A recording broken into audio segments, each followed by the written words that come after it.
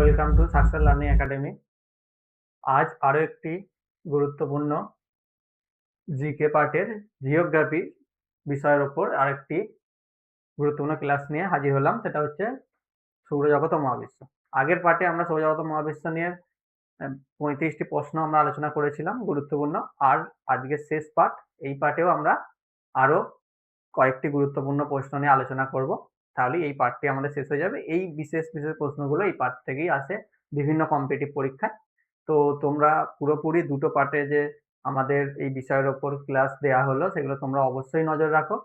তো অবশ্যই তোমাদের কম্পিটিটিভ এক্সামে জিওগ্রাফির ওপর আর এই সৌরজগৎ ও মহাবিশ্বের যে বিষয় সেটার ওপর অবশ্যই তোমরা এখান থেকে প্রশ্ন পেয়ে যাবে কমন, এবং তোমরা উপকৃত হবে। তো ক্লাস শুরু করার আগে বলে রাখি যে আমাদের সাকসেস লার্নিং একাডেমির পক্ষ থেকে ANM GM entrance 2027 enrolment batch চলছে, ভর্তি এনরোলমেন্ট চলছে। তো তোমরা যারা সিরিয়াস প্রিপারেশন নিতে চাইছো তারা অবশ্যই আমাদের সাকসেস লার্নিং একাডেমির এতে যুক্ত হও, একাডেমিতে যুক্ত হও, এবং তার জন্য অবশ্যই প্লে স্টোরে সাকসেস লার্নিং বাই অনুপ অ্যাপসটি ডাউনলোড করো। সেখানে তোমরা বিস্তারিত জেনে যাবে। আরো একটা গুরুত্বপূর্ণ বিষয় যেটা হচ্ছে আমাদের যে সাকসেস লার্নিং একাডেমির পক্ষ থেকে যে টেলিগ্রাম গ্রুপ আছে সেখানে প্রত্যেক দিন রাত্রে কুইজ চলছে, লাইভ কুইজ চলছে। তো তোমরা সেখানে প্রত্যেকটা বিষয়ের ওপর কুইজ পেয়ে যাবে। তো সেখানে তোমরা যুক্ত হলে বা সেখানে প্রত্যেকদিন কুইজগুলো দিলে তোমরা অবশ্যই পরীক্ষা প্রিপারেশনের জন্য অনেকটাই এগিয়ে থাকবে, অনেকটাই প্র্যাকটিস হয়ে যাবে তোমরা। তাই দেরি না করে অবশ্যই আমাদের যে লাইভ কুইজ হচ্ছে সেই টেলিগ্রামে তোমরা অবশ্যই যুক্ত হয়ে যাও। সেই লিঙ্ক ডেসক্রিপশনে দেওয়া থাকবে। অবশ্যই তোমরা ভিডিও ডেসক্রিপশন লক্ষ্য করে টেলিগ্রাম গ্রুপে আমাদের সঙ্গে যুক্ত হয়ে যাও। আর যারা এনরোলমেন্ট করবে তারা কি কি ফেসিলিটি পেয়ে যাচ্ছে আমাদের সাকসেস লার্নিং একাডেমি থেকে সেগুলো তোমরা স্ক্রিনে দেখতে পাচ্ছ। এছাড়া যারা যুক্ত হবে তাদের জন্য 899 এ তোমরা পেয়ে যাচ্ছ। আর আমাদের আরেকটি কুপন কোড রাখা হয়েছে, সেটা নিয়ে তোমরা আরো বেনিফিট পেয়ে যাবে। কুপন কোডটি কি? কুপন কোডটি হলো SLA100। SLA100 SLA100 কুপন কোডটি তোমরা যদি ইউজ করো এনরোলমেন্টের সময় তোমরা আরো বেনিফিট পেয়ে যাচ্ছ। তো আর দেরি না করে অবশ্যই আমাদের সাকসেস লার্নিং একাডেমির পক্ষ থেকে তোমাদের আহ্বান করা হচ্ছে, তোমরা অবশ্যই যুক্ত হও। এই বলেই আমি আমার ক্লাসটা শুরু করছি। প্রথম প্রশ্ন আমরা দেখে নেব আজকে যে গুরুত্বপূর্ণ বিষয়ের ওপর। প্রথম প্রশ্ন, বৃহত্তম নক্ষত্র মণ্ডল কোনটি? বৃহত্তম নক্ষত্র মণ্ডল কোনটি? তোমরা স্ক্রিনে দেখতে পাচ্ছ চারটা option: Orion, Hydra, Crux, Canis Major. তাহলে এখানে তোমরা চারটে অপশন দেখতে পাচ্ছ, একটা হচ্ছে ওয়ারন, হাইড্রা, ক্র্যাক্স এবং ক্যানিস। তো সেক্ষেত্রে তোমাদের বৃহত্তম নক্ষত্রমণ্ডল কোনটি সেটা নিয়ে তোমাদের এবার আলোচনা করা হবে। ঠিক আছে? তো এইখানে যে কটি অপশন আছে সেই কটি অপশন কিন্তু প্রত্যেকটাই নক্ষত্রমণ্ডলেরই নাম। ঠিক আছে? ওয়ারন একটা নক্ষত্রমণ্ডলের নাম, হাইড্রা একটা নক্ষত্রমণ্ডলের নাম, ক্র্যাক্স একটা নক্ষত্রমণ্ডলের নাম এবং ক্যানিস মেজর এটাও কিন্তু একটা নক্ষত্রমণ্ডলেরই নাম। তো সেক্ষেত্রে তোমরা এখান থেকে তোমাদেরকে আইডেন্টি করতে হবে যে কোনটা বৃহত্তম নক্ষত্রমণ্ডল। ঠিক আছে? তো ক্লাসটা করলে তোমরা জেনে যাবে বৃহত্তম নক্ষত্রমণ্ডল কোনটি। তো সেখানে আমি বলি ওয়ারন এটা একটা নক্ষত্রমণ্ডল, কিন্তু এটা বৃহত্তম নয়। হাইড্রা, এই যে হাইড্রা নক্ষত্রমণ্ডল, এই নামক নক্ষত্রমণ্ডলটি হচ্ছে বৃহত্তম নক্ষত্রমণ্ডল।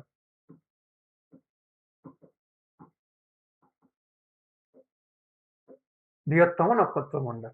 এবার তোমাদের প্রশ্ন আসতে পারে মাথায় যে নক্ষত্রমণ্ডল কি? অনেকগুলো নক্ষত্র যখন এক জায়গায় থেকে একটা মণ্ডল তৈরি করে সেটা হচ্ছে নক্ষত্রমণ্ডল। তো এক্ষেত্রে বৃহত্তম, যেখানে অনেকগুলো নক্ষত্র অবস্থান করে সেটা হচ্ছে বৃহত্তম নক্ষত্রমণ্ডল। সেক্ষেত্রে বৃহত্তম নক্ষত্রমণ্ডল হচ্ছে হাইড্রা। এছাড়া আরেকটি যে অপশন আছে সেটা হচ্ছে ক্র্যাক্স। ক্র্যাক্স হচ্ছে একটা নক্ষত্রমণ্ডল, সেটা কিন্তু বৃহত্তম না, সেটা হচ্ছে ক্ষুদ্রতম। এটি হচ্ছে ক্ষুদ্রতম নক্ষত্রমণ্ডল। এটি হচ্ছে ক্ষুদ্রতম নক্ষত্রমণ্ডল। আর ক্যানিস মেজর এটাও একটা নক্ষত্রমণ্ডলেরই নাম। নক্ষত্র আমরা চারটে নক্ষত্রমণ্ডলের নাম পেলাম, এর মধ্যে আমরা বৃহত্তমটা জেনে নেবো। তাহলে বৃহত্তম কি তোমরা সবাই বুঝতে পারছো অতটা? সেটা হচ্ছে হাইড্রা। তাহলে প্রথম প্রশ্ন যেটা তার উত্তর হয়ে গেল কি? হাইড্রা। তাহলে বৃহত্তম নক্ষত্রমণ্ডল কোনটি? উত্তর হয়ে গেল হাইড্রা। ওকে, পরের প্রশ্নটা আমরা দেখে নিই। পরের হচ্ছে ক্ষুদ্রতম নক্ষত্রমণ্ডল কোনটি? তোমরা এখানে দেখতেই পাচ্ছ চারটে অপশন, একটা হচ্ছে ক্র্যাক্স, একটা হচ্ছে ওয়ারান, একটা হচ্ছে লিও, আর একটা হচ্ছে টরাস। তাহলে এই চারটে অপশনের মধ্যে কোনটি সব থেকে ছোট নক্ষত্রমণ্ডল? ঠিক আছে, তাহলে আগের প্রশ্নতেই ক্র্যাক্স অপশনটা ছিল, সেখানে কিন্তু আমি আলোচনা করেছি যে নক্ষত্রমণ্ডলের বৃহত্তম কোনটি, তার সঙ্গে বলে দিয়েছিলাম ক্ষুদ্রতম কোনটি। তাহলে তাহলে তোমরা এই প্রশ্নটা উত্তর তোমরা এখন প্রথম প্রশ্নটা তোমরা লক্ষ্য করো, তাহলে কিন্তু এই প্রশ্নটা তোমরা অলরেডি উত্তরটা দিতেই পারবে বা উত্তরটা পেরিয়ে যাবে। সেটা হচ্ছে ক্র্যাক্স, কারণ এটা হচ্ছে ক্ষুদ্রতম, এটাই হচ্ছে ক্ষুদ্রতম। এছাড়াও ওয়ারান, লিও, টরাস এগুলো নক্ষত্রমণ্ডল, এগুলো একটা নক্ষত্রমণ্ডলের নাম, এগুলো তোমার নোট ডাউন করতে পারো, এগুলো কিন্তু একটা নক্ষত্রমণ্ডলের নাম। পরের যে প্রশ্নটা, প্লুটোকে বর্তমানে কি হিসাবে গণ্য করা হয়? খুবই গুরুত্বপূর্ণ প্রশ্ন। প্লুটোকে বর্তমানে কি হিসাবে গণ্য করা হচ্ছে? এক হচ্ছে গ্রহ, দুই হচ্ছে বামন গ্রহ, তিন হচ্ছে উপগ্রহ, চার হচ্ছে গ্রহাণু। তাহলে তোমরা উত্তরটা সহজেই পারবে যে প্লুটোকে বর্তমানে কি হিসাবে গণ্য করা হচ্ছে। ঠিক আছে, সেক্ষেত্রে অপশনগুলো তোমরা দেখতে পাচ্ছ। গ্রহ, প্লুটো কিন্তু একটা সময় গ্রহ ছিল, যখন আমরা জানতাম 9 নবগ্রহ। ঠিক আছে, কিন্তু এখন কিন্তু আর 9টি গ্রহ নেই, বর্তমানে 9টি গ্রহ নয়। আগের পার্টি আমরা আলোচনা করেছি যে বর্তমানে গ্রহ হলো 8টি। সেক্ষেত্রে একটা গ্রহকে বাদ দেওয়া হলো, সেটাই হচ্ছে প্লুটো। ঠিক আছে, তাহলে তাকে প্লুটোকে তাহলে কোন গ্রহে নিয়ে যাওয়া হলো? প্লুটোকে করা হলো বামন গ্রহ। তাহলে প্লুটোকে বর্তমানে কি হিসাবে গণ্য করা হয়? বামন গ্রহ। কত সালে বামন গ্রহ স্বীকৃতি দেওয়া হয়েছে? 2006 খ্রিস্টাব্দে। 6 খ্রিস্টাব্দে বামন গ্রহ বলে স্বীকৃতি দেওয়া হয়েছে। ঠিক আছে, তাই 2006 খ্রিস্টাব্দে প্লুটোকে বামন গ্রহ হিসাবে স্বীকৃতি দেওয়া হলো। ঠিক আছে, তাহলে এখান থেকে উত্তরটা পেয়ে গেলাম গ্রহ। ঠিক আছে, কিন্তু উপগ্রহ যদি আমরা অপশনটা যাই, উপগ্রহ, উপগ্রহ কি? ঠিক আছে, গ্রহের প্রত্যেকটারই নিজস্ব করে একটা করে উপগ্রহ থাকে। ঠিক আছে, যে গ্রহের চারিদিকে ঘোরে। ঠিক আছে, তাহলে এই ক্ষেত্রে আমাদের অপশনের মধ্যে আমরা কোনটা তাহলে উত্তর পেয়ে গেলাম? সেটা হচ্ছে বামন গ্রহ, কারণ প্লুটোকে বর্তমানে কি হিসাবে গণ্য করা হয়েছে? বামন গ্রহ হিসাবে। ঠিক আছে, পরের প্রশ্নে যাই। নেপচুন সৌরজগতের কততম গ্রহ? আমি আগের পার্টি আলোচনা একটা করেছিলাম যে কিভাবে গ্রহগুলোকে মনে রাখতে হবে। ঠিক আছে, কিভাবে? বুধ, শুক্র, পৃথিবী, মঙ্গল, বৃহস্পতি, শনি, ইউরেনাস, নেপচুন। ঠিক আছে, তাহলে এইভাবে মনে রাখতে হবে। তো সেক্ষেত্রে তোমরা কাউন্ট করলে তাহলে বুঝতেই পারছো, তাহলে নেপচুন সৌরজগতে কততম গ্রহ, তাহলে তোমরা কাউন্ট করলেই বুঝতে পারা যাবে যে নেপচুন কততম গ্রহ। তাহলে তোমরা কাউন্ট করো, কাউন্ট করলে তোমরা বুঝতে পারছো। তাহলে আমি গুণে দেখিয়ে দিয়েছি, তাহলে উত্তরটা হয়ে যাবে অষ্টম। উত্তরটা হবে অষ্টম, কারণ কাউন্ট করলে দেখো যে নেপচুন সৌরজগতের যে গ্রহ আছে তার মধ্যে অষ্টম গ্রহ হচ্ছে নেপচুন। ঠিক আছে, তো পরের প্রশ্ন। আর এখান থেকে ষষ্ঠ গ্রহ, সপ্তম গ্রহ, অষ্টম গ্রহ, নবম গ্রহ এগুলো তোমরা জেনে যাবে। নবম গ্রহ যদিও নেই, অষ্টমী এখন শেষ, বর্তমানে ষষ্ঠ, সপ্তম এগুলো তোমরা জেনে যাবে। ষষ্ঠ যদি আমি লিখে দিই, ষষ্ঠ তাহলে কি হবে? বুধ, শুক্র, পৃথিবী, মঙ্গল, বৃহস্পতি, শনি। তাহলে ষষ্ঠ হচ্ছে শনি, আর সপ্তম হচ্ছে ইউরেনাস, অষ্টম হচ্ছে নেপচুন, আর নবম গ্রহ বর্তমানে নেই, বর্তমানে নেই। তাহলে আমরা অপশনগুলো থেকে কততম গ্রহগুলো আমরা আলোচনা করে দিলাম। ষষ্ঠ হচ্ছে শনি, সপ্তম হচ্ছে ইউরেনাস, অষ্টম হলো নেপচুন। ওকে, তাহলে এখান থেকে তাহলে আমাদের উত্তরটা হয়ে গেল নেপচুন। নেপচুন হচ্ছে অষ্টমে হলো। পরের, ইউরেনাস সৌরজগতে কততম গ্রহ? তাহলে আগের যে অপশনগুলো ধরে যখন আমি আলোচনা করে দিলাম, তাহলে এটা নিশ্চয়ই আর তোমাদের বুঝতে অসুবিধা কারণ হবে না। তাহলে এখান থেকে কি কি অপশন আছে? পঞ্চম, ষষ্ঠ, সপ্তম, অষ্টম। তোমরা কিন্তু ষষ্ঠ, সপ্তম, অষ্টমটা আগের যে প্রশ্নের যে অপশন সেখান থেকে তোমরা জেনে গেছো। তাহলে সপ্তম কোনটা হবে? ইউরেনাস সৌরজগতে কততম গ্রহ? সেটা হচ্ছে সপ্তম, কারণ সপ্তম হচ্ছে ইউরেনাস আর অষ্টম হলো নেপচুন, ষষ্ঠ হচ্ছে শনি, আর পঞ্চম হচ্ছে বৃহস্পতি। ওকে, ষষ্ঠ তাহলে কি শনি, আর সপ্তম ইউরেনাস, অষ্টম নেপচুন। আগেরটাতে আমি বলে দিয়েছি, ঠিক আছে। তো পরের প্রশ্ন, তাহলে উত্তর হয়ে গেল সপ্তম। সৌরজগতের সবচেয়ে ছোট গ্রহ কোনটি? সৌরজগতের সবচেয়ে ছোট গ্রহ কোনটি? খুবই ইম্পর্টেন্ট, সব থেকে ছোট, সৌরজগতের সব থেকে ছোট গ্রহ কোনটি? সেখানে অপশনগুলো আছে বুধ, মঙ্গল, শুক্র, পৃথিবী। ঠিক আছে, সব থেকে আয়তনে ছোট, সেটা হয়ে যাচ্ছে বুধ। বুধ হচ্ছে সবচেয়ে ছোট, বুধ হচ্ছে সবচেয়ে ছোট। মঙ্গলকে একটা বিশেষত্ব আছে, আগের দিন থেকেই বলে আসছি, এটাই আসে বেশিরভাগ, লাল গ্রহ। শুক্র পৃথিবীর যমজ গ্রহ, যমজ গ্রহ ব্র্যাকেটে পৃথিবী, পৃথিবীর। আর হচ্ছে পৃথিবী, পৃথিবীকে বলা হয় নীল গ্রহ, পৃথিবীকে বলা হচ্ছে নীল গ্রহ। তাহলে সবচেয়ে ছোট গ্রহ কোনটি? সেটা হয়ে গেল কিন্তু বুধ। আর সবচেয়ে বড় বললে, আমি এই প্রশ্নে আলোচনা করি, সবচেয়ে বড় বললে তোমরা সবাই জানো, সবচেয়ে বড় গ্রহ হচ্ছে বৃহস্পতি। সবচেয়ে বড়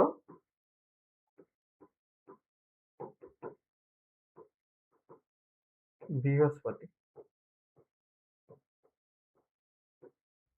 সবচেয়ে বড় গ্রহ হচ্ছে বৃহস্পতি। আর সবচেয়ে ছোট হচ্ছে বুধ, এটা মনে রাখতে হবে। আর সবচেয়ে বড় হচ্ছে বৃহস্পতি। তাহলে সৌরজগতের সবচেয়ে ছোট গ্রহ কোনটি? সেটা হয়ে গেল বুধ, সেটা হয়ে গেল বুধ। ঠিক আছে, পরের, কোন গ্রহকে সবুজ গ্রহ বলা হয়? তা কোন গ্রহকে সবুজ গ্রহ বলা হয়? খুবই গুরুত্বপূর্ণ প্রশ্ন, যে সবুজ গ্রহ বলা হয়। মঙ্গলকে আমরা জানতাম নীল, লাল গ্রহ, ঠিক আছে। শুক্রকে নীল, এরকম হালকা নীল আর কি, মানে পৃথিবীর মধ্যে যমজ গ্রহ তো ওর রংটা হালকা নীল। তা সেক্ষেত্রে কোন গ্রহকে সবুজ গ্রহ বলা হয়? প্রথম অপশন ইউরেনাস, তারপর হচ্ছে নেপচুন, তারপর হচ্ছে শুক্র, তারপর হচ্ছে শনি। তাহলে কোন গ্রহকে সবুজ গ্রহ বলা হয়? অবশ্যই প্রথম ইউরেনাস, ইউরেনাস অপশনটা, এটাই কিন্তু অ্যাকচুয়ালি সবুজ গ্রহ। ঠিক আছে, সবুজ গ্রহ ইউরেনাসকে বলা হচ্ছে। নেপচুন, নেপচুন হচ্ছে অষ্টম, অষ্টম গ্রহ নাম নেপচুন। শুক্র, শুক্র হচ্ছে বললাম পৃথিবীর যমজ গ্রহ, হালকা নীল রং, আর শনির বলয় আছে। ঠিক আছে, তাহলে এই গ্রহগুলোর বিশেষত্ব মূলত এইগুলো, প্রত্যেকটা অপশন ধরে আমরা আলোচনা করে দিচ্ছি। তো সেক্ষেত্রে কোন গ্রহকে সবুজ গ্রহ বলে? সেটা হচ্ছে, উত্তর হয়ে যাচ্ছে ইউরেনাস, সেটা হয়ে যাচ্ছে ইউরেনাস। খুব ভালো করে এগুলো কিন্তু নোট ডাউন করে, ভালো করে প্রশ্নগুলো বা এই অপশন গুলো সম্পর্কে যেগুলো বলছি সেগুলো কিন্তু তোমরা ফলো করবে। পরের যে প্রশ্ন, কোন গ্রহকে নীল গ্রহ বলা হয়? এই আলোচনা করেছি কোন গ্রহকে নীল গ্রহ বলা হয়। তোমরা অপশন গুলো দেখতে পাচ্ছ, নেপচুন, পৃথিবী, ইউরেনাস, শুক্র। তাহলে প্রথম অপশন হচ্ছে নেপচুন, নেপচুন সম্পর্কে বলে দিয়েছি। পৃথিবী, পৃথিবীকে অ্যাকচুয়ালি বলা হয় নীল গ্রহ। কেন নীল গ্রহ? কেন? কারণ এতে জলের ভাগ বেশি। পৃথিবীতে একমাত্র 3 ভাগ জল, 1 ভাগ স্থল। পৃথিবীতে জলের ভাগ বেশি, তাই জন্য পৃথিবীকে নীল গ্রহ বলা হয়। ইউরেনাস, এই একটু আগে বলেছি, ইউরেনাস কি গ্রহ তোমরা নিশ্চয়ই সবাই জানো, বুঝতেই পারছো। শুক্র হচ্ছে হালকা নীল রং, তাহলে হালকা নীল, আর পৃথিবী হচ্ছে পুরো নীল আর কি। তাহলে ইউরেনাস, ইউরেনাস হয়ে যাচ্ছে সবুজ গ্রহ, আর পৃথিবী হয়ে গেল নীল গ্রহ। ওকে, তো পরের প্রশ্ন, তাহলে এখানে উত্তরটা কি হলো? পৃথিবী। পরের যে প্রশ্ন আছে, সৌরজগতের সবচেয়ে বড় গ্রহ কোনটি? এটাও কিন্তু আমরা অপশন ধরে আলোচনা করার সময় অবশ্যই আমরা এটা আলোচনা করে দিয়েছি, সৌরজগতের সবচেয়ে বড় গ্রহ কোনটি। সেটা হচ্ছে শনি, শনি না, শনি বলা হয়ে যাচ্ছে। তাহলে আমি আগেরটাতে আলোচনা করেছি, উত্তরটা হয়ে যাচ্ছে বৃহস্পতি। বৃহস্পতি হচ্ছে সবচেয়ে বড় গ্রহ, বড় গ্রহ। এমনকি উপগ্রহের সংখ্যাও কিন্তু সব বেশি। ঠিক আছে, উপগ্রহের সংখ্যাও বেশি, বড় গ্রহ, উপগ্রহের সংখ্যাও বেশি। আর ইউরেনাস, নেপচুন এর বিশেষত্বগুলো তো আমি প্রত্যেকটা অপশনে আলোচনা করছি, তাই বারবার একই কথা বলছি না। তা সেক্ষেত্রে উত্তরটা আমরা কি পেয়ে গেলাম? বৃহস্পতি। সৌরজগতের সবচেয়ে বড় গ্রহ হচ্ছে বৃহস্পতি। সূর্য একটি খুব ইম্পর্টেন্ট প্রশ্ন। সূর্য একটি কি, মানে সূর্য একটি কি বলা হয়, সূর্যকে কি বলা হয়? তো সেক্ষেত্রে গ্রহ, উপগ্রহ, নক্ষত্র, ধূমকেতু। দেখো আমরা 8টি গ্রহের নাম জানি, কিন্তু সেখানে কিন্তু সূর্য নেই। কারণ সূর্যকে প্রদক্ষিণ করেই সবকটা গ্রহ। ঠিক আছে? মানে সূর্যকে প্রদক্ষিণ করে, গোল করে। তাহলে সূর্য কিন্তু নিজে কোনো গ্রহ নয়। ঠিক আছে? তাহলে সূর্য কিন্তু নিজে কোনো গ্রহ নয়। মানে গ্রহের যে বিশেষত্বগুলো আছে সেগুলো কিন্তু সূর্যের মধ্যে নেই। তাই সূর্য কিন্তু গ্রহ নয়। উপগ্রহ নয়। সূর্যকে উপগ্রহ বলা যাবে না। কারণ গ্রহের চারপাশে যারা ঘোরে তারা হচ্ছে উপগ্রহ। সেক্ষেত্রে সূর্য কিন্তু কোনো গ্রহের চারপাশে ঘোরে না। ঠিক আছে? তা সেক্ষেত্রে সূর্য উপগ্রহ নয়।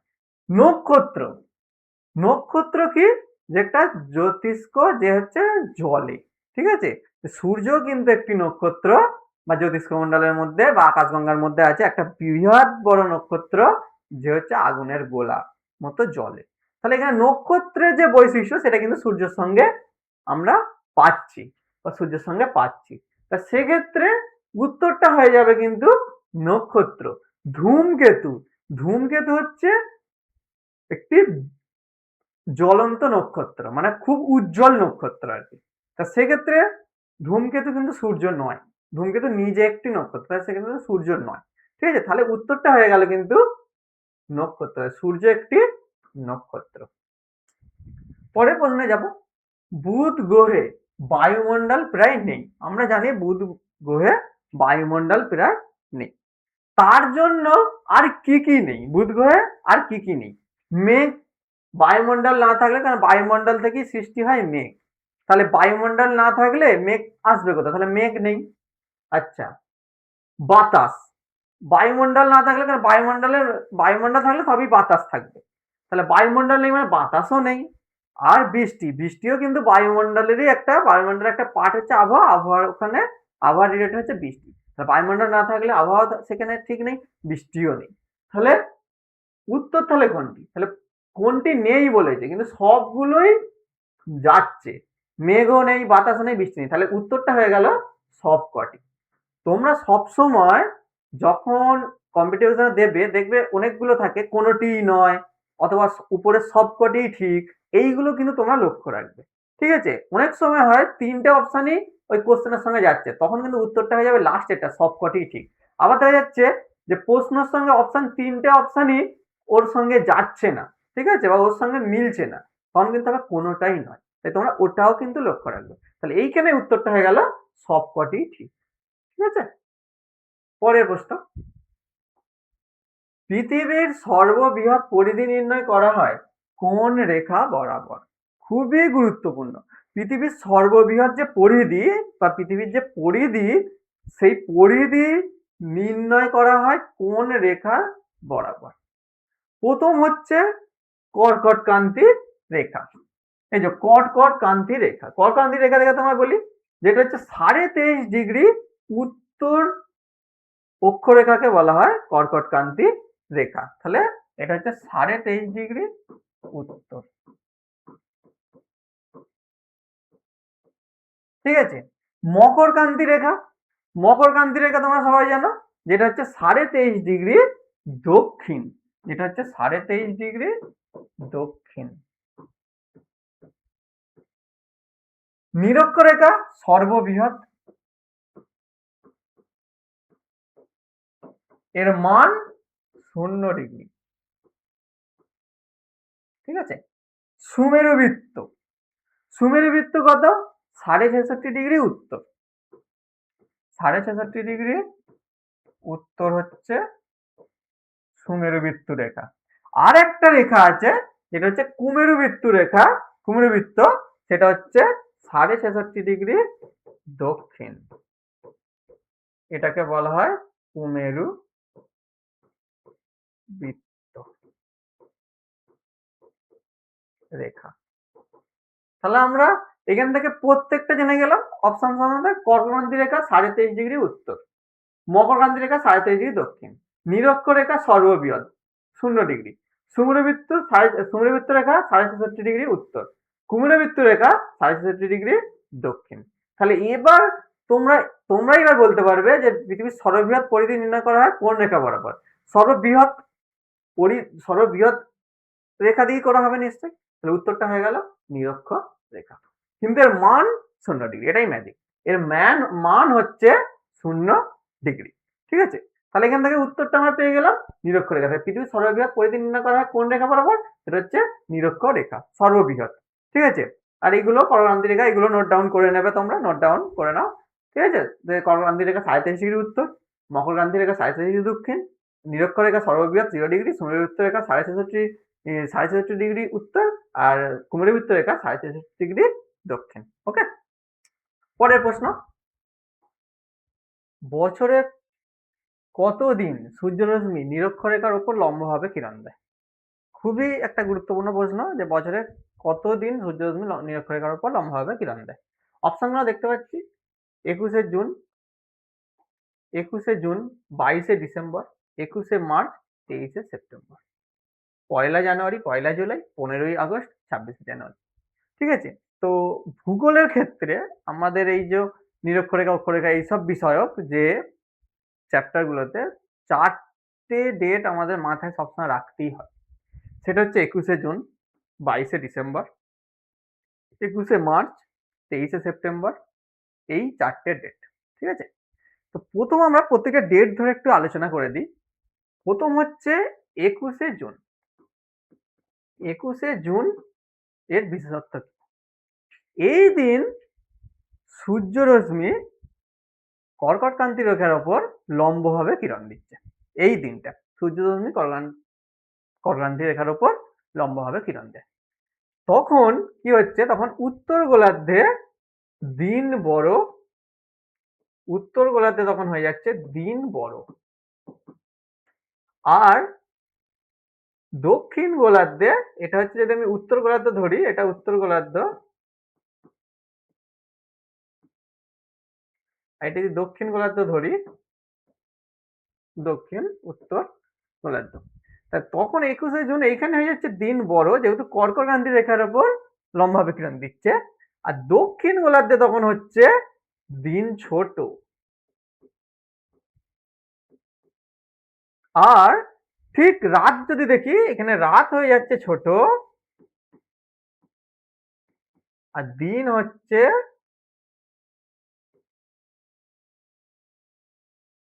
এখানে রাত হচ্ছে তখন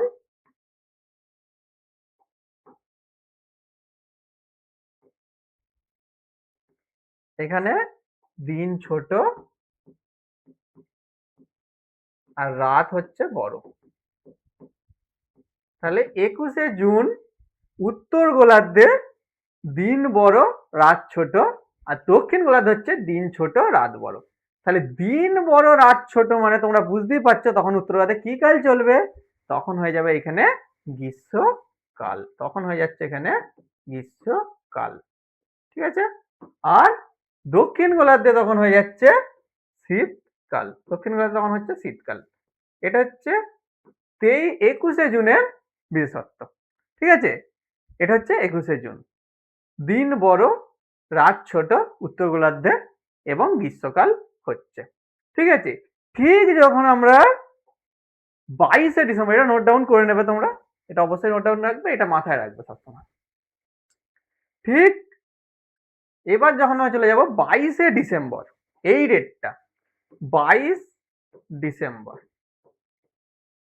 22 ডিসেম্বর এই ডেটটায় কি হচ্ছে? সূর্যরশ্মি মকরক্রান্তি রেখার উপর লম্বভাবে কিরণ দিচ্ছে, মকরক্রান্তি রেখার উপর।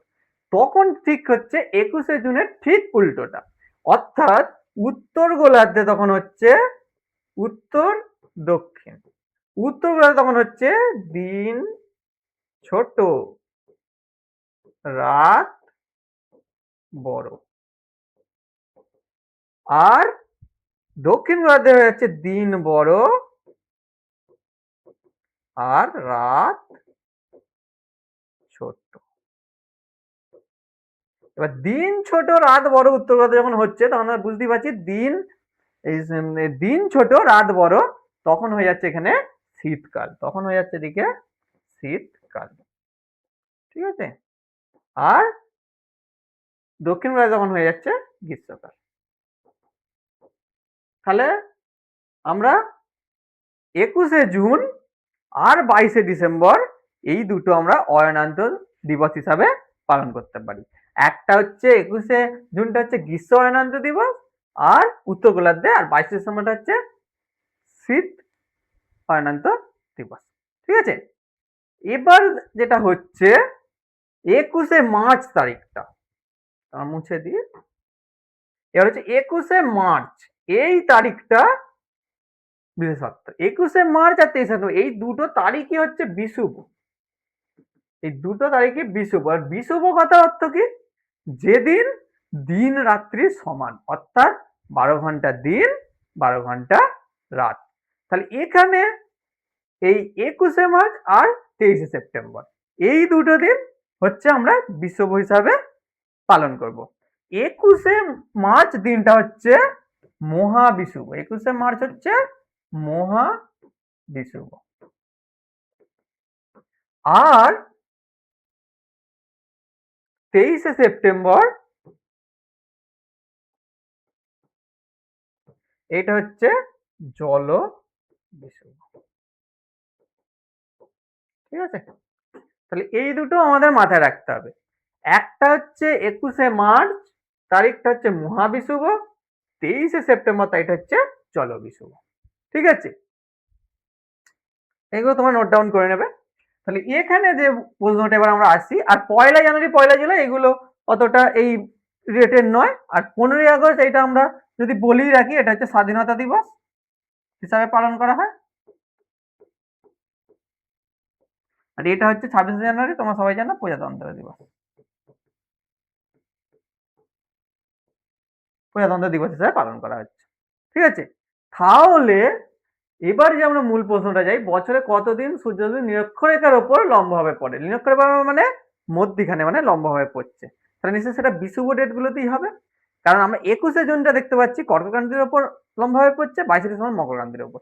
তাহলে নিরক্ষরেখার ওপর লম্বভাবে পড়ে তখন বিষুব ডেট গুলো, অর্থাৎ 21শে মার্চ আর 23শে সেপ্টেম্বর। তাহলে এইগুলো হচ্ছে আমাদের মাথায় রাখতে হবে। একটা হচ্ছে 21শে মার্চ আর একটা হচ্ছে 23শে সেপ্টেম্বর। ঠিক আছে, তাহলে উত্তর হয়ে যাচ্ছে 21শে মার্চ আর 23শে সেপ্টেম্বর। অবশ্যই এগুলো মাথায় রাখতে হবে। পরের, উত্তর গোলার্ধে বছরের দীর্ঘতম দিন কোনটি? খুবই ইম্পর্টেন্ট প্রশ্ন। উত্তর গোলার্ধে বছরে সব থেকে দীর্ঘতম দিন কোনটি? ঠিক আছে, তা সেক্ষেত্রে আমরা আগেরটাতেই আলোচনা করেছি, নিশ্চয়ই তোমরা সেগুলো নোট ডাউন করে নিয়েছো যে উত্তর গোলার্ধের দিন বড় আর রাত ছোট কবে, দক্ষিণ গোলার্ধের দিন বড় রাত ছোট কবে। তাহলে নিশ্চয়ই তোমরা নিজেরাই এবার উত্তরটা দিতে পারবে। তো সেক্ষেত্রে উত্তরটা হয়ে যাচ্ছে কিন্তু 21শে জুন। উত্তরটা হয়ে যাবে 21শে জুন, কারণ আগেরটাতে আমরা আলোচনা করেছি 4টে ডেট সম্পর্কেই আলোচনা করে দিয়েছি। ঠিক আছে, আগের প্রশ্নতে যে 21শে মার্চ বিশেষত্ব কি, 23শে সেপ্টেম্বরের বিশেষত্ব কি, 21শে জুনের বিশেষত্ব কি, 22শে ডিসেম্বর এর বিশেষত্ব কি। তাহলে এই দুটো হচ্ছে বিষুব, আর এইটা 21শে জুন হচ্ছে উত্তর গোলার্ধের দীর্ঘতম দিন আর ক্ষুদ্রতম রাত, আর 22শে ডিসেম্বরটা হচ্ছে দক্ষিণ গোলার্ধের দীর্ঘতম দিন ক্ষুদ্রতম রাত। তাহলে উত্তরটা হয়ে গেল উত্তর গোলার্ধের বছরের দীর্ঘতম দিন কোনটি? তাহলে উত্তরটা হয়ে গেল 21শে জুন। পরের প্রশ্নে যাই, উত্তর গোলার্ধের ক্ষুদ্রতম দিন কোনটি? খুবই একটু ঘুরিয়ে ভাবতে হবে যে যখন উত্তর গোলার্ধে দীর্ঘতম দিন হচ্ছে তখন দক্ষিণ গোলার্ধের ক্ষুদ্রতম দিন হচ্ছে। উত্তর গোলার্ধে যখন দীর্ঘতম হচ্ছে, দক্ষিণ গোলার্ধে তখন ক্ষুদ্রতম হচ্ছে। দক্ষিণ গোলার্ধে যখন দীর্ঘতম হবে তখন কিন্তু উত্তর গোলার্ধে ক্ষুদ্রতম হবে। সেক্ষেত্রে এখনকার এই প্রশ্নের ডেটটা তাহলে কবে হবে? তাহলে 21শে জুন, তার অল্টারনেটিভ ডেট 22শে ডিসেম্বর। তাহলে উত্তরটা আমরা সহজেই করতে পারছি। উত্তর গোলার্ধের বছরের ক্ষুদ্রতম দিন কোনটি? সেটা হচ্ছে 22শে ডিসেম্বর। ওকে, কর্কট ক্রান্তি রেখার অক্ষাংশ কত? কর্কট ক্রান্তি রেখার অক্ষাংশ কত? খুবই গুরুত্বপূর্ণ প্রশ্ন যে কর্কট ক্রান্তি রেখার অক্ষাংশ কত। সেটা হচ্ছে আমি বলেছি যে এখানে যে কর্কট ক্রান্তি রেখা একটা মকর ক্রান্তি রেখা, একটা সুমেরুবৃত্ত রেখা, একটা কুমেরুবৃত্ত রেখা, একটা নিরক্ষরেখা। তাহলে 0 ডিগ্রি এটা কি? 0 ডিগ্রি এটা হচ্ছে নিরক্ষরেখা। 0 ডিগ্রিটা হচ্ছে নিরক্ষরেখা। ওকে, 23.5 ডিগ্রি উত্তর এটা হচ্ছে কর্কটক্রান্তি। কর্কটক্রান্তি। 23.5 ডিগ্রি দক্ষিণ যেটা হচ্ছে মকরক্রান্তি। আর 66.5 ডিগ্রি উত্তর সুমেরুবৃত্ত। ঠিক আছে, তাহলে এইগুলো আলোচনা আমরা করে দিয়েছি। তাহলে এক্ষেত্রে বুঝেছি কর্কটক্রান্তি রেখার অক্ষাংশ কত? 23.5 ডিগ্রি উত্তর। 23.5 ডিগ্রি উত্তর। ওকে, পরের প্রশ্নে আমরা চলে যাই। পৃথিবী সূর্য থেকে সবচেয়ে বেশি দূরে থাকে কোন অবস্থানে? খুবই ইম্পর্টেন্ট প্রশ্ন, যে এই যে পৃথিবী আর সূর্য এই যে দূরত্বটা সবচেয়ে বেশি, এইটা কোন অবস্থানে? এই অবস্থানটাকে বলে অপসূর। এই অবস্থানটাকে কি বলে তোমরা হয়তো সবাই জানো, এই অবস্থানটাকে বলা হয় অপসূর। ঠিক আছে, আর এর ডেটটা কত? এর ডেটটা হচ্ছে, এখানে ভালো করে নোট ডাউন করবে, এই ডেটটা হচ্ছে 4th জুলাই। এই ডেটটা হচ্ছে 4th জুলাই। আর এই ডিস্টেন্সটা কত? এই ডিস্টেন্সটা হচ্ছে 15,20,00,000। 15,20,00,000। তাহলে এই যে ছবিটা আমরা পাশে রেখেছি, এটা হচ্ছে, আমি বুঝিয়ে দিলাম, এটা হচ্ছে অপসূর। সূর্য থেকে পৃথিবী থেকে সবচেয়ে দূরে অবস্থান করে। কোন দিন? 4th জুলাই। বোর্ডেতে দেখতে পাচ্ছ 4th জুলাই। আর এটার দূরত্ব হচ্ছে 15,20,00,000। এটা হচ্ছে অপসূর অবস্থান। এবার আমরা যদি বলি অনুসূর, এই যে অনুসূর অবস্থান, অনুসূর অবস্থান অপশন আমরা পেয়েছি বিষুব। আমরা আগে বুঝি দিন রাত সমান। ঠিক আছে, বিষুব মানে দিন রাত সমান। অয়নান্ত মানে ওই যে দুটো ডেট আছে অয়নান্ত দিবস, একটা গ্রীষ্ম অয়নান্ত, একটা শীত অয়নান্ত দিবস। ঠিক আছে, তাহলে ওখানে ওগুলো আলোচনা আমরা করেছিলাম, একটা 21শে জুন, একটা 22শে ডিসেম্বর। আর বিষুবর দুটো ডেট আমরা আলোচনা করেছিলাম, একটা 21শে মার্চ আর একটা 23শে সেপ্টেম্বর। ঠিক আছে, তাহলে এই ডেটগুলো তো বিষুব আর অয়নান্তের সঙ্গে ম্যাচ করে গেল। অপসূর এই ডেটটা হচ্ছে 4th জুলাই। অনুসূরের ডেটটা হচ্ছে 3rd জানুয়ারি। অনুসূরের ডেটটা হচ্ছে 3rd জানুয়ারি। আর ডিস্টেন্সটা কত? 14,70,00,000। তাহলে এটা হচ্ছে অনুসূর। ঠিক আছে, তাহলে এইখান থেকে উত্তরটা হয়ে গেল সবচেয়ে দূরের অবস্থান, সেটা হচ্ছে অপসূর। ওকে, পরের প্রশ্ন, পৃথিবী সূর্য থেকে সবচেয়ে কম দূরত্বে থাকে কোন অবস্থানে? একদম কম। ঠিক আছে, আগেরটা দিয়ে আলোচনা করলাম অনুসূর, অপসূর, বিষুব, অয়নান্ত। তাহলে এক্ষেত্রে হয়ে গেল অনুসূর। আর অনুসূরের আমি তো বলে দিয়েছি ডেটটা কবে। ডেটটা হচ্ছে 3rd জানুয়ারি। আর দূরত্বটা হচ্ছে 14,70,00,000। ওকে, তাহলে এখান থেকে উত্তরটা হয়ে গেল অনুসূর। আর এইটা আরেকটা মনে রাখার খুব একটা ট্রিক্স আছে, সেটা হচ্ছে কম বললে অনু মানে কাছে, অর্থাৎ কম দূরত্ব, আর অপ মানে দূরে, অর্থাৎ দূরে অবস্থান। তাহলে একটা হচ্ছে অপসূর, দূরেটা অপসূর, আর কাছে হলে অনুসূর। ওকে, পরে মূল মধ্যরেখা কোন শহরের উপর দিয়ে গেছে? খুবই ইম্পর্টেন্ট প্রশ্ন, অনেকবার বিভিন্ন কম্পিটিটিভ পরীক্ষা এসেছে। সেটা হচ্ছে প্যারিস, লন্ডন, দিল্লি, রোম। তাহলে এক্ষেত্রে উত্তরটা হয়ে যাবে কিন্তু লন্ডনের গ্রিনিচ শহরের উপর দিয়ে। ঠিক আছে, কারণ প্যারিস নয়, প্যারিস একটি শহর। ঠিক আছে, আর দিল্লি একটি শহর, রোম একটি শহর, লন্ডন একটি শহর, কিন্তু লন্ডনের উপর দিয়ে কিন্তু মূল মধ্য রেখা গেছে। লন্ডনের কোথায়? গ্রিনিচের উপর দিয়ে। তাহলে উত্তরটা হয়ে গেল লন্ডন গ্রিনিচ, লন্ডনের গ্রিনিচ। ঠিক আছে, পরের প্রশ্ন, আন্তর্জাতিক তারিখ রেখার দ্রাঘিমা কত? আন্তর্জাতিক তারিখ রেখার দ্রাঘিমা কত? ঠিক আছে, এখানে বলছে আন্তর্জাতিক তারিখ রেখার দ্রাঘিমা কত, মাথায় রাখতে হবে।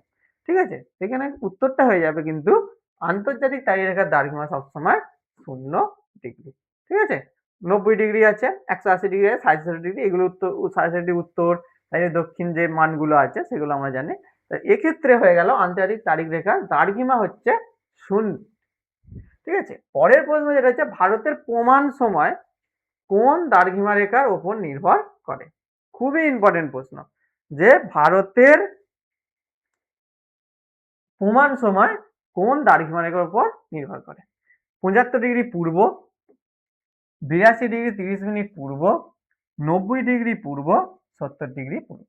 ঠিক আছে, এক্ষেত্রে উত্তরটা হয়ে যাচ্ছে 82 ডিগ্রি 30 মিনিট পূর্ব। ওকে, পরের প্রশ্ন, আইএসটি জিএমটি এর থেকে কত এগিয়ে? আইএসটি জিএমটি এর থেকে কত এগিয়ে? একটা হচ্ছে 4 ঘন্টা 30 মিনিট, একটা হচ্ছে 5 ঘন্টা, একটা হচ্ছে 5 ঘন্টা 30 মিনিট, আর একটা হচ্ছে 6 ঘন্টা। খুব ইম্পর্টেন্ট একটা প্রশ্ন, আইএসটি জিএমটি থেকে কত এগিয়ে? আগে আইএসটি এই পুরো কথাটা তোমরা জেনে রাখো। আইএসটি হচ্ছে ইন্ডিয়ান স্ট্যান্ডার্ড টাইম। ঠিক আছে, আর জিএমটি, জিএমটিটা কি? এদিকে লিখছি জিএমটি, গ্রিনিচ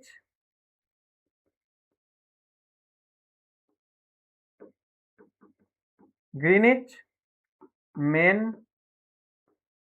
টাইম। এই পুরো নামগুলো তোমরা কিন্তু নোট ডাউন করবে, পুরো নামগুলো কিন্তু জানতে হবে। সেক্ষেত্রে এখানে যেটা হবে যে আইএসটি ইন্ডিয়ান স্ট্যান্ডার্ড টাইমের থেকে গ্রিনিচ মেন টাইমের কতটা ডিস্টেন্স বা কতটা এগিয়ে থাকে, সেটা হচ্ছে 5 ঘন্টা 30 মিনিট। উত্তরটা হচ্ছে নোট ডাউন করবে 5 ঘন্টা 30 মিনিট। পরের প্রশ্ন, সূর্যগ্রহণের সময় সূর্য ও পৃথিবীর মাঝে কে থাকে? খুবই গুরুত্বপূর্ণ, কারণ সূর্যগ্রহণের সময় মূলত আমাদের এখানে 3টে মেন পার্ট আছে, একটা সূর্য, একটা পৃথিবী, আর একটা চাঁদ। যখন সূর্য আর পৃথিবী পেয়ে গেছি, এখানে মিসিং কে আছে? মিসিং আছে চাঁদ। তাহলে সূর্যগ্রহণের সময় সূর্য আর পৃথিবীর মাঝে কে থাকে? সেটা হচ্ছে চাঁদ, সেটা হবে চাঁদ। কারণ বাকি মঙ্গল শুক্র বৃহস্পতি এগুলো সূর্যগ্রহণ চন্দ্রগ্রহণের সঙ্গে কোনো রিলেটেড নয়। ঠিক আছে, তারপরে চন্দ্রগ্রহণের সময় সূর্য আর চাঁদের মাঝে, তাহলে এখানে কে মিসিং আছে? আমি 3জনকে মূলত মেন ধরে নিয়েছি প্রধান সূর্যগ্রহণ আর চন্দ্রগ্রহণের ক্ষেত্রে, সূর্য, চাঁদ আর পৃথিবী। চন্দ্রগ্রহণের সময় যদি তাহলে সূর্য আর চাঁদের মাঝখানে কে থাকবে? সেটা হচ্ছে কিন্তু পৃথিবী, সেটা হচ্ছে পৃথিবী। ওকে, তাহলে এখানে উত্তরটা হচ্ছে পৃথিবী। পৃথিবীর আবর্তনের ফলে কি হয়? পৃথিবীর দুটো গতি, একটা আবর্তন গতি আর একটা হচ্ছে পরিক্রমণ গতি। এটা সবসময় কিন্তু মাথায় রাখতে হবে। দুটো গতি, একটা হচ্ছে আবর্তন গতি আর একটা হচ্ছে পরিক্রমণ গতি। সেক্ষেত্রে আবর্তন গতির ফলে কি হয়? আবর্তন মানে কি? যখন ঘুরছে, ঠিক আছে, মানে 24 ঘন্টায় নিজের অক্ষ চারিদিকে ঘুরছে পৃথিবী, সেটা হচ্ছে আবর্তন গতি। আর পরিক্রমণ গতি হচ্ছে যখন সূর্যের চারিদিকে পৃথিবী ঘুরছে, যেটা হচ্ছে সময় লাগে 365 ঘন্টা 365 দিন 6 ঘন্টা 48 মিনিট 46 সেকেন্ড। এই টাইমটা নিচ্ছে পরিক্রমণে। আর আবর্তনে হচ্ছে 24 ঘন্টা ধরে নেওয়া হয়, ওটাও অ্যাপ্রক্স নয়। ঠিক আছে, তাহলে এই যে আবর্তন গতি, যখন সূর্য নিজের অক্ষের চারিদিকে ঘুরতে ঘুরতে পৃথিবী নিজের অক্ষের চারিদিকে ঘুরতে ঘুরতে সূর্যের চারিদিকে ঘুরছে, তখন কি হচ্ছে? তখন কিন্তু যখন নিজের অক্ষের দিকে ঘুরছে মানে পৃথিবী, তখন কিন্তু একদিকটা যাচ্ছে সূর্যের দিকে, সেদিকটা হচ্ছে দিন, আর অপর দিকটা যাচ্ছে রাত। তাহলে এক্ষেত্রে যেটা হবে দিন ও রাত, কারণ ঋতু পরিবর্তন হবে কিন্তু, যেটা হচ্ছে পরিক্রমণ গতির ফলে ঋতু পরিবর্তন হবে। ঠিক আছে, আর গ্রহণ হচ্ছে ওই যে সূর্য, চাঁদ আর পৃথিবী যখন মানে পৃথিবীর ছায়া সূর্যের ওপর পড়ছে, চন্দ্রগ্রহণ আবার চাঁদের ছায়া পৃথিবীর ওপর পড়ছে, তখন সূর্যগ্রহণ, এরকম একটা যে ব্যাপার। তো সেক্ষেত্রে এটা হচ্ছে গ্রহণ। আর জোয়ার ভাটাও কিন্তু চাঁদ, সূর্য, পৃথিবী 3জনের আকর্ষণে কিন্তু জোয়ার ভাটাটা হচ্ছে। তা সেক্ষেত্রে এখানে উত্তরটা কি হয়ে গেল? পৃথিবীর আবর্তনের ফলে কি হয়? সেটা দিন ও রাত। পরের যে আপনার পৃথিবীর পরিক্রমণের ফলে কি হয়, এই আগেরটাই আমি আলোচনা করলাম যে আবর্তন গতির ফলে দিন ও রাত হয়, তাহলে পরিক্রমণ গতির ফলে ঋতু পরিবর্তন হচ্ছে। প্রত্যেকটা ঋতু, যে মূল 4টে ঋতু আছে, ঠিক আছে, সেই 4টে ঋতু চক্রাকারে ঘুরছে, ঠিক আছে, সেটাই হচ্ছে ঋতু পরিবর্তন। পৃথিবী পরিক্রমণের ফলে এই ঋতু পরিবর্তনটা ঘটছে। পরে কর্কটক্রান্তি রেখা পশ্চিমবঙ্গ সহ ভারতের কতগুলি রাজ্যের ওপর দিয়ে গেছে? খুবই ইম্পর্টেন্ট প্রশ্ন, যে কর্কটক্রান্তি রেখা পশ্চিমবঙ্গ সহ ভারতের মোট কতগুলি রাজ্যের ওপর দিয়ে গেছে? ঠিক আছে, 6টি, 7টি, 8টি, 9টি। উত্তরটা হয়ে যাচ্ছে কিন্তু 8টি। ঠিক আছে, উত্তরটা হয়ে গেল কিন্তু 8টি। এবার তোমাদের প্রশ্ন থাকতে পারে যে কোন কোন জায়গার ওপর দিয়ে, যে 8টি রাজ্য, সে 8টি রাজ্য কি কি? সেটা হচ্ছে গুজরাট,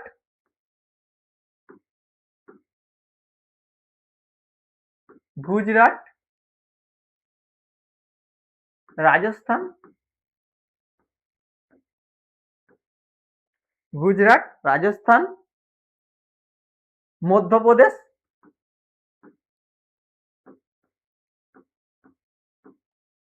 একদম আমরা সাইডে লিখে দিচ্ছি, ওপর থেকে তোমরা নোট ডাউন করবে।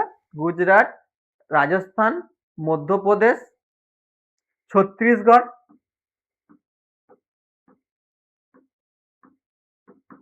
ছত্তিশগড়, ঝাড়খণ্ড,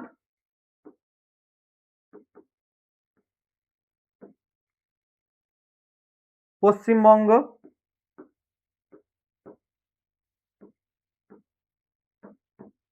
ত্রিপুরা,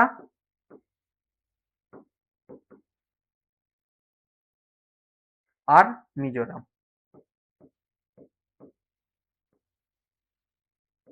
এই যে 8টি রাজ্যের ওপর দিয়ে কিন্তু কর্কটক্রান্তি রেখা গেছে। তাহলে তোমরা একদম 8টি যে জায়গা আমরা একদম সাইডে লিখে দিয়েছি, তোমরা এটা নোট ডাউন করে নাও যে কর্কটক্রান্তি রেখা পশ্চিমবঙ্গ ভারতের মোট কতগুলি, পশ্চিমবঙ্গ সহ ভারতের মোট কতগুলি রাজ্যের ওপর দিয়ে গেছে? তাহলে মোট 8টি রাজ্য। এবার যদি বলি যে পশ্চিমবঙ্গ সহ, তাহলে পশ্চিমবঙ্গ সহ তাহলে মোট কতগুলি রাজ্য? 8টি। ঠিক আছে, পশ্চিমবঙ্গ ছাড়া বললে 7টি। ঠিক আছে, তাহলে পশ্চিমবঙ্গ সহ 8টি রাজ্যের উপর দিয়ে গেছে। 8টি রাজ্যের নাম আমি লিখে দিলাম, তোমরা এগুলো নোট ডাউন করে নেবে, আর এগুলো মাথায় রাখতে হবে যে কর্কটক্রান্তি রেখা পশ্চিমবঙ্গ সহ ভারতের মোট কতগুলি রাজ্যের উপর দিয়ে গেছে? 8টি। 8টির নাম আমি কিন্তু বলে দিলাম: গুজরাট, রাজস্থান, মধ্যপ্রদেশ, ছত্তিশগড়, ঝাড়খণ্ড, পশ্চিমবঙ্গ, ত্রিপুরা, মিজোরাম। ওকে। বিশ্বের বৃহত্তম জলপ্রপাত কোনটি? এখানে একটা প্রশ্ন রাখা হয়েছে, বিশ্বের বৃহত্তম জলপ্রপাত কোনটি? ঠিক আছে, তো সেক্ষেত্রে সর্বোচ্চ এবং বৃহত্তম সেটা কিন্তু এক নয়। বৃহত্তম জলপ্রপাত কোনটি সেটা আমাদের কিন্তু এখানে দেখতে হবে, সেটা হচ্ছে ভিক্টোরিয়া। ভিক্টোরিয়া হলো বৃহত্তম। ঠিক আছে, ভিক্টোরিয়া হয়ে গেল কিন্তু বৃহত্তম। আর এখানে আর একটা যেটা তোমরা দেখতে পাচ্ছ সেটা হচ্ছে অ্যাঞ্জেল। অ্যাঞ্জেলটা হচ্ছে সর্বোচ্চ জলপ্রপাত। অ্যাঞ্জেলটা হচ্ছে সর্বোচ্চ জলপ্রপাত। অ্যাঞ্জেলটা হচ্ছে সর্বোচ্চ। তাহলে সর্বোচ্চটা আমরা জেনে গেলাম অ্যাঞ্জেল, আর বৃহত্তম হচ্ছে ভিক্টোরিয়া। নায়াগ্রা একটা জলপ্রপাতের নাম, নায়াগ্রা তাও একটা জলপ্রপাতের নাম, আর ইগুয়াজ এটাও কিন্তু একটা জলপ্রপাতেরই নাম। তাহলে এখানে আমরা উত্তরটা পেয়ে গেলাম কিন্তু বিশ্বের বৃহত্তম জলপ্রপাতের নাম সেটা হচ্ছে ভিক্টোরিয়া। আর যদি সর্বোচ্চ বলতো তাহলে কিন্তু অ্যাঞ্জেল।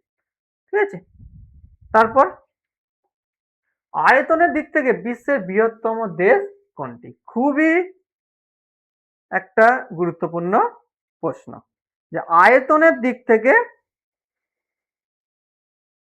বিশ্বের বৃহত্তম দেশ কোনটি? কানাডা, চীন, রাশিয়া, যুক্তরাষ্ট্র। 4টে অপশন।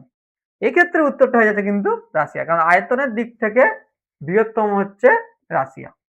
ওকে, এবার পরের প্রশ্ন আমরা যাই। আয়তনের দিক থেকে বিশ্বের মধ্যে ভারতের স্থান কত? আয়তনের দিক থেকে বিশ্বের মধ্যে ভারতের স্থান কত? সেটা হচ্ছে সপ্তম। ভারত আছে সপ্তম স্থানে। ভারতের আয়তন কত লিখে নাও। ভারতের আয়তন, ভারতের আয়তন হয়তো অনেকেই জানো বা অনেকেই জানো না। সেটা হচ্ছে 32.87 লক্ষ বর্গ কিমি। এটা হচ্ছে সপ্তম স্থানে ভারত আছে, সপ্তম। ভারতের আয়তন হচ্ছে 32.87 লক্ষ বর্গ কিমি, যেটা ভারতের যেটা হচ্ছে সপ্তম স্থানে আছে। পরের প্রশ্নতে যাই। সৌরজগতের সবচেয়ে বড় গ্রহ কোনটি? ঠিক আছে, এটা একটা আলোচনা করেছি, আবার লাস্টে রেখেছি যাতে তোমরা একটু সরগর হতে পারো বা নিজেরাই উত্তর দিতে পারবে যে সৌরজগতের সবচেয়ে বড় গ্রহ কোনটি। আলোচনা অনেকবারই করা হয়েছে, সেটা হচ্ছে বৃহস্পতি। ঠিক আছে, পরের প্রশ্ন। রাতের আকাশে সবচেয়ে উজ্জ্বল নক্ষত্র কোনটি? ঠিক আছে, এটাও তোমরা পারবে, এটাও আলোচনার মধ্যে ছিল। রাতের আকাশে সবচেয়ে উজ্জ্বল নক্ষত্র কোনটি? ঠিক আছে, তোমার সময় দিলাম, একটু ভাবো, ভেবে তোমরা কমেন্ট করো। তোমাদের যারা জানো তারা কমেন্ট করবে। তো সব থেকে উজ্জ্বল নক্ষত্র কোনটি? সেটা হচ্ছে ধ্রুবতারা, আলোচনা করা হয়েছে। ঠিক আছে, তারপর পরের প্রশ্ন। বর্তমানে সৌরজগতে কোন গ্রহের উপগ্রহের সংখ্যা বেশি? ঠিক আছে, কোন গ্রহের উপগ্রহের সংখ্যা বেশি, এটাও আলোচনা করা হয়েছে, এটাও তোমরা জানবে। ঠিক আছে, এটা হচ্ছে বৃহস্পতি, সবচেয়ে উপগ্রহের সংখ্যা বেশি। ঠিক আছে, তো এখানেই আমাদের আজকের জিকে ভূগোলের ক্লাস এখানেই শেষ হলো। তো আরেকবার বলে রাখি যে তোমরা যারা সিরিয়াস প্রিপারেশন নিতে চাইছো তারা অবশ্যই আমাদের সাকসেস লার্নিং একাডেমিতে যুক্ত হয়ে যাও। আমাদের এনরোলমেন্ট চলছে, তো যারা ভর্তি হবে ভাবছো বা সিরিয়াস প্রিপারেশন নেবে তারা অবশ্যই success learning by Anup play স্টোরে এই অ্যাপটি আছে, সেখানে তোমরা ওটা ডাউনলোড করে নেবে, ওখানে ডিটেলসে তোমরা জেনে যাবে। ঠিক আছে, আর আমাদের যে কুপন কোডটা যেটা বললাম, ঠিক আছে, যে কুপন কোডটা আমাদের তোমরা ইউজ করলে তোমরা আরো বেনিফিট পেয়ে যাবে, সেটা হচ্ছে SLA100। ঠিক আছে, সাকসেস লার্নিং একাডেমির যে কুপন কোড SLA100, এইটা তোমরা ইউজ করলেও তোমরা কিন্তু এক্সট্রা বেনিফিট পেয়ে যাচ্ছ। তাই এই সুবর্ণ সুযোগ তোমরা হাতছাড়া করো না। আর আমাদের যে টেলিগ্রাম চ্যানেল, সেখানে তোমরা যুক্ত হতে পারো। আমাদের এই ভিডিও ডেসক্রিপশনেই টেলিগ্রাম গ্রুপের লিঙ্ক দেওয়া থাকবে, তোমরা সেখানে যুক্ত হয়ে যাও। রোজ রাত্রি 9টায় লাইভ কুইজ চলছে। তো যারা সিরিয়াস প্রিপারেশন নিচ্ছ অবশ্যই আমাদের এই লাইভ কুইজগুলোতে অ্যাটেন্ড করো। প্রত্যেকটা বিষয়ে আলাদা আলাদাভাবে লাইভ কুইজ চলছে, সেখানে তোমরা বুঝতে পারবে যে তোমরা কতটা প্রিপারেশন নিয়েছো। তোমরা প্রত্যেকটা আলাদা আলাদাভাবে প্রশ্ন সেখানে তোমরা সিলেক্ট করছো, করে তোমরা লাস্টে তোমাদের একটা মেরিট লিস্টও দেওয়া হবে। তা সেক্ষেত্রে তোমরা বুঝতে পারছো তোমরা কিরকম র্যাঙ্ক করছো। প্রত্যেকটা বিষয়, লাইফ সায়েন্স, ম্যাথ, রিজনিং, প্রত্যেকটা বিষয়ের ওপর আমাদের লাইভ কুইজ চলছে। তো তোমরা মিস করো না, কেউ মিস করো না। অবশ্যই রাত 9টা থেকে আমাদের এই টেলিগ্রাম সাকসেস লার্নিং একাডেমির টেলিগ্রাম গ্রুপে যুক্ত হয়ে তোমরা প্রত্যেকদিন কুইজে অ্যাটেন্ড করো। আশা করি তাহলে তোমরা খুব তাড়াতাড়ি সাকসেস পাবে, আর তোমাদের সাকসেস জন্যই আমরা আছি, কোনো অসুবিধা নেই। তো এখানেই আমি ভিডিও শেষ করলাম। দেখা হবে আবার জিকে পার্টের জিওগ্রাফি ক্লাস নিয়ে পরের ভিডিও। ধন্যবাদ।